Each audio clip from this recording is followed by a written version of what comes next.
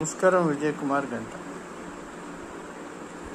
దేశాన్ని స్తుతిస్తూ పాడే ప్రతి పాట కూడా దేశ జాతీయ గీతమే అవుతుంది, దేశభక్తి గీతమే అవుతుంది. మనం చాలా కార్యక్రమాల్లో, ప్రత్యేకించి ఆంధ్ర తెలంగాణలో సామాజిక ఉద్యమాలకు సంబంధించి లేదా సామాజిక కార్యక్రమాలకు సంబంధించి సమాజ జాగృతం చేసే కళా ప్రదర్శనలు, అలాగే సభలు సందర్భాల్లో ఎక్కువగా ప్రారంభంలో పాడే పాట దేశమును ప్రేమించమన్నా అన్న పాట.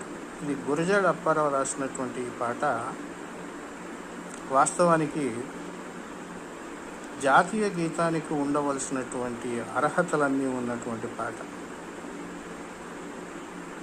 దురదృష్టం ఏమిటంటే ఈ పాట దక్షిణాది భాషల్లో మధురమైనటువంటి తెలుగులో రాయబడింది. చేత తెలుగు అందరికీ సుపరిచితం కాదనే ఉద్దేశంతో అప్పట్లో దేశమును ప్రేమించమన్నా, దేశం అంటే మట్టి కాదు, దేశం అంటే మనుషులు అన్న గురజాడ అప్పారావు గారి గేయాన్ని జాతీయ గీతంగా గుర్తించటంలో ప్రభుత్వాలు వెనక్కి తగ్గాయి. అయినప్పటికీ అత్యంత ప్రాచుర్యం పొందిన జాతీయ గీతంగా, ప్రపంచవ్యాప్తంగా అత్యంత ప్రాచుర్యం పొందిన జాతీయ గీతంగా దేశమును ప్రేమించమన్నా గేయమే ఆదరించబడుతుంది. సరే, అధికారిక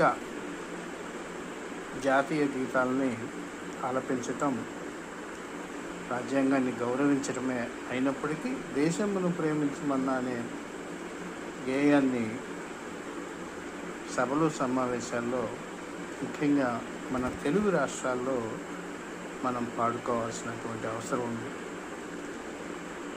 అటు తెలంగాణ వాళ్ళు తెలంగాణ జాతీయ గీతాన్ని, ఇటు తెలుగు వాళ్ళు దేశమును ప్రేమించమన్నా, మా తెలుగు తల్లికి మల్లెపూదండ గీతాన్ని పాడటంలో తప్పులేదు. అయితే జాతీయ పండుగల సందర్భంలో అధికారిక జాతీయ గీతాలనే పాడాల్సినటువంటి అవసరం ఉంది.